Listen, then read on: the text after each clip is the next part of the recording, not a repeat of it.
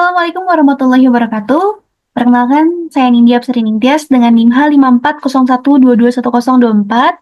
Pada kesempatan kali ini saya akan melakukan uji structural break test menggunakan RStudio. Nah, di sini kita akan input dulu untuk data yang mau kita lakukan uji structural break test di sini. Nah, ini pilih file, kemudian import dataset, kemudian from Excel. Nah, di sini langsung aja browse, cari datanya dulu. Nah, ini pilih yang data structural break test. Nah, ini data yang saya pakai itu adalah data course harian di tahun 2020, mulai dari 1 Januari hingga 31 Desember 2020. Nah, ini udah langsung kita rename aja jadi data. Oke, langsung kita import. Selanjutnya, di sini itu saya udah bikin R script-nya ya. Nah, teman-teman kalau misalkan belum buat R script-nya itu bisa pilih file, kemudian new file, dan di sini ada R script. Itu nanti bentuknya kayak kosongan gitu. Jadi teman-teman bisa isi R script-nya di situ. Nah, kebetulan ini saya udah bikin R script-nya supaya lebih memudahkan ya teman-teman. Nah, karena tadi udah input, kita input datanya, di sini udah tampil ya untuk datanya. Selanjutnya kita akan install package. Jadi ada package yang perlu diinstal di sini teman-teman. Nah, ada 3 package. Yang pertama itu ada Zoo. Nah, di sini. Ini langsung aja karena udah ada, jadi kita langsung checklist. Tapi kalau misalnya belum ada, itu teman-teman bisa install di sini. Kemudian pilih, kita ketik package mana yang mau diinstal gitu. Ini langsung aja kita checklist.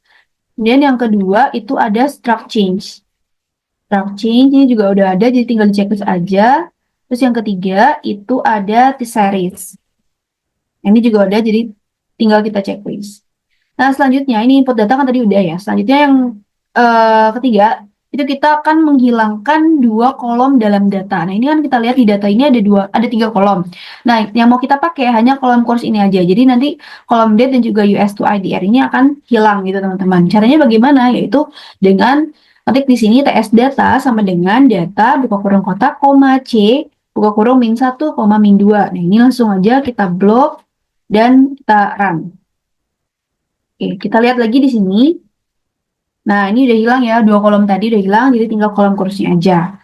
Nah, selanjutnya kita akan set waktu dalam data gitu ya. Kita ketik di sini course sama dengan TS buka kurung TS data, start sama dengan C 2020. Kenapa 2020? Karena tadi data yang kita masukkan itu adalah data tahun 2020 dengan frekuensinya yaitu 366.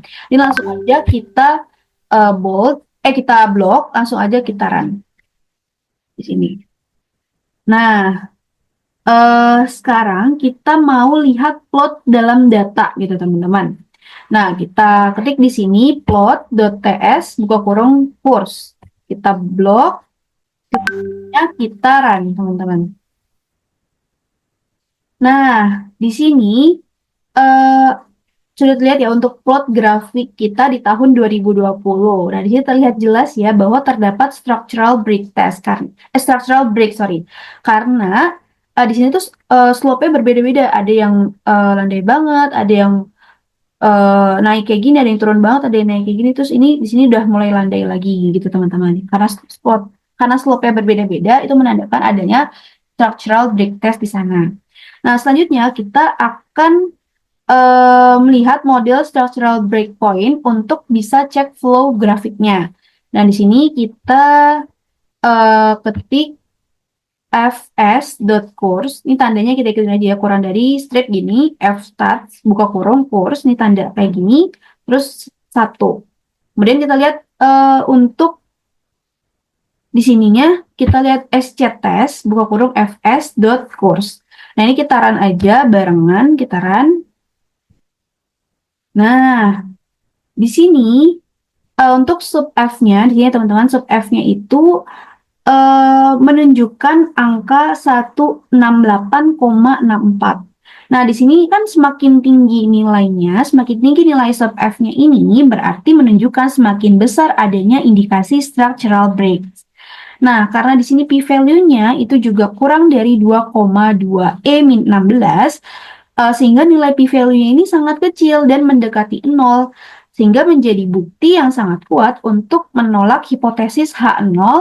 Nah, H0 di structural breaks itu tidak ada structural break, berarti kita terima H1, sehingga di data kita itu terdapat structural breaks, teman-teman. Nah, selanjutnya kita akan cari tahu kerusakannya di mana sih. Kita ketik di sini, BP kurs 1 sama dengan breaks point, buka kurung kurs. Tandanya kayak gini ya. Terus kita lihat summary BP kurs 1. Kayak gitu. Nah, ini kita run juga barengan di sini. Kita run aja, kita blok, terus kita run. Nah, oke. Di sini sudah terlihat ya teman-teman di bagian ini ada M1 hingga M5 di sini. Nah, di sini juga terdapat 4 growth point optimal, yaitu kita lihat di sini mulai dari 2020,19, 2020,34, 2020,53, dan 2020,68. Nah, model dengan 4 poin ini itu adalah yang paling optimal karena PIC-nya yang terendah, yaitu ada di 5231 di sini. Nah, selanjutnya kita itu mau lihat plot dari structural break-nya. Yaitu kita ketik di sini BP kurs 2 sama dengan confin buka kurung BP kurs 1. Nah, di sini kita run aja satu-satu. Di sini untuk BP kurs 2 sama dengan confin buka kurung BP kurs 1 kita run. Selanjutnya untuk lines BP kurs 1 juga kita run juga. Nah, terakhir ini kita run juga ya teman-teman. Nah, di sini kan terdapat garis putus-putus di 2020,2, 2020,4, 2020,6, 2020,8. Ini terdapat garis putus-putus. Itu menandakan kalau di bagian-bagian tersebut itu terdapat structural breaks. Nah, setelah itu sekarang kita mau lihat structural breakpoint testnya. Gitu. Jadi di sini kita ketik aja BP kurs 3 sama dengan EFP kurs 1 dengan type-nya sama dengan OLS kusum. Nah, ini kita lihat juga plot BP kurs 3-nya. Di sini kita blok aja. Nah, terus kita run, teman-teman. Nah, di sini kan ada grafiknya ya, udah muncul grafiknya. Di sini itu adalah grafik di sini adalah hasil dari OLS based custom test. Nah, di sini ada garis hitam ya. Garis hitam ini menunjukkan proses fluktuasi empiris dari residual. Nah, kalau garis merah yang di sini sama di sini itu adalah batas kritisnya. Kalau melewati garis merah ini, itu berarti terdapat indikasi structural breaks-nya gitu, teman-teman. Nah, di sini pada awal tahun 2020 garis hitam ini kan menurun jauh gitu ya, turun jauh gitu. Nah, di pertengahan 2020 garis hitamnya kembali naik hingga pada akhirnya dia melewati batas kritisnya. Nah, ini menunjukkan adanya structural breaks yang signifikan dengan data kurs sehingga di sekitar pertengahan ini hingga tahun 2020, di pertengahan sampai akhir tahun 2020. Nah, karena garis hitam ini itu dia melewati batas merah, artinya dia H0 itu ditolak dan disimpulkan bahwa terdapat bukti yang kuat bahwa terdapat structural breaks dalam data selama periode tahun 2020 ini. Baik, cukup sekian untuk uji structural break test yang dapat saya lakukan menggunakan RStudio. Kurang lebihnya mohon maaf. Wassalamualaikum warahmatullahi wabarakatuh.